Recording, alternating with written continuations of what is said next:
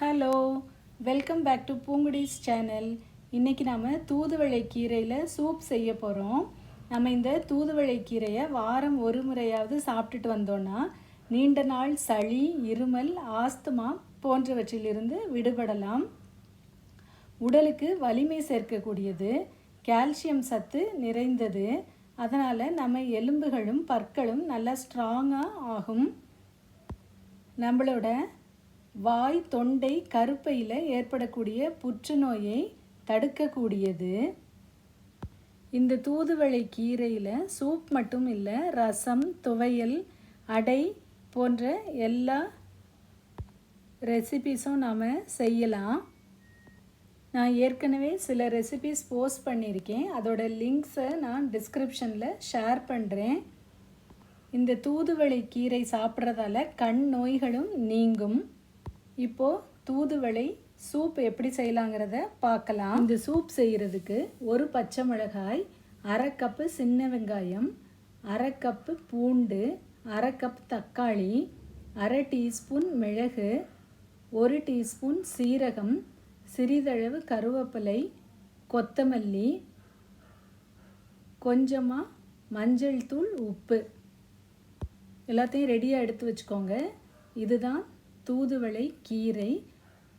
இந்த காம்பில், இலையில் எல்லாமே ஃபுல்லாக நிறைய முள் இருக்கும். அதனால் நம்ம செடியிலேருந்து பறிக்கும் போதே ஒரு சிசர்ஸ் எடுத்துகிட்டு போய் சிசர்ஸால் கட் பண்ணி எடுக்கணும். கையில் முள் குத்திடும். அதனால் ரொம்ப ஜாக்கிரதையாக நாம் தூதுவளை கீரையை பறிக்கணும். இந்த சூப் செய்கிறதுக்கு நான் காம்பையெல்லாம் யூஸ் பண்ணலை, வெறும் இலைகளை மட்டும்தான் யூஸ் பண்ணுறேன். ரசம் செய்கிறதுக்கு நம்ம காம்போடு சேர்த்து கூட தட்டி போட்டு அப்படியே எடுத்துடலாம் காம்பை. இந்த மாதிரி இலையில் கூட முள் இருக்கும். ரொம்ப பெரிய இலையாக இருந்தால் இந்த முள்ளையும் நம்ம கட் பண்ணி எடுத்துடலாம். முள்ளோடு செய்கிறவங்களும் சமைக்கிறவங்களும் சமைக்கலாம். இந்த சூப் செய்கிறதுக்கு நான் முள்ளெல்லாம் எடுத்துகிட்டு வெறும் இலையை மட்டும்தான் யூஸ் பண்ணுறேன். இதை போல் முள் எல்லாத்தையும் எடுத்துகிட்டு இலை மட்டும் ஒரு கப் எடுத்துருக்கிறேன். ஒரு ஃப்ரை பேன் அடுப்பில் வச்சு ஒரு டீஸ்பூன் எண்ணெய் விட்டுக்கோங்க.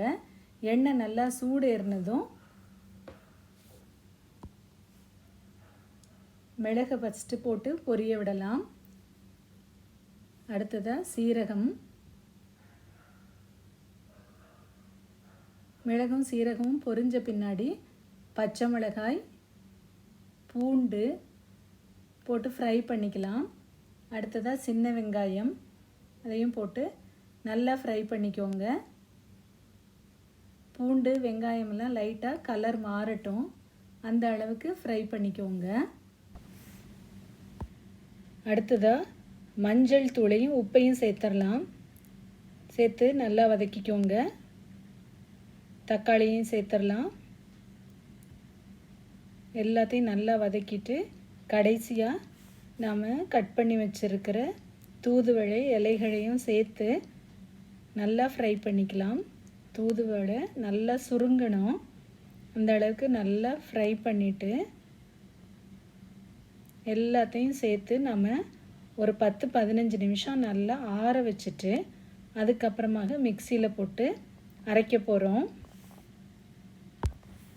நல்லா ரூம் டெம்பரேச்சருக்கு ஆறுன பின்னால் மிக்சியில் போட்டு அரைச்சி எடுத்துக்கலாம். இதை அப்படியே நம்ம ஃப்ரை பேனில் சேர்த்துடலாம்.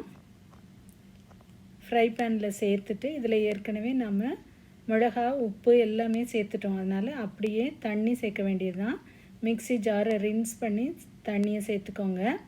நம்மளுக்கு எத்தனை டம்ளர் சூப் வேணுமோ ஒரு 3-4 டம்ளர் வரைக்கும் இந்த அளவுக்கு நம்ம சேர்க்கலாம். நல்ல தண்ணியையும் சேர்த்து கொதிக்க வைங்க. உப்பெல்லாம் சரியாக இருக்கான்னு திரும்பியும் வேணாலும் டேஸ்ட் பார்த்துக்கோங்க. நல்லா சூப் கொதி வந்ததுக்கு பின்னாடி நம்ம ஏற்கனவே பொடியாக கட் பண்ணி கொத்தமல்லி, கருவேப்பிலை வச்சுருக்கிறோம். அதையும் இதில் சேர்த்துடலாம். இப்போது சூப்பர் டேஸ்டியான தூதுவளை சூப் ரெடி ஆயிடுச்சு. இதை உங்கள் வீட்டில் செஞ்சு பார்த்துட்டு உங்களோட கமெண்ட்ஸை சொல்லுங்கள். மருத்துவ பலன் உள்ள இந்த ரெசிபியை செஞ்சு எல்லாரும் உபயோகப்படுத்துங்க. இது வரைக்கும் பூங்குடிஸ் சேனலுக்கு சப்ஸ்கிரைப் பண்ணாதவங்க சப்ஸ்கிரைப் பண்ணிக்கோங்க. அப்படியே பக்கத்தில் உள்ள பெல் ஐக்கானை கிளிக் பண்ணிக்கோங்க. அப்போ தான் நான் அடுத்தடுத்து போஸ்ட் பண்ணுற வீடியோஸோட நோட்டிஃபிகேஷன்ஸ் உங்களுக்கு உடனே வரும். இந்த வீடியோ பிடிச்சிருந்ததுன்னா லைக் பண்ணுங்கள், சப்ஸ்கிரைப் பண்ணுங்கள், கமெண்ட் பண்ணுங்கள், உங்கள் ஃப்ரெண்ட்ஸ் கூட ஷேர் பண்ணுங்கள். தேங்க்யூ.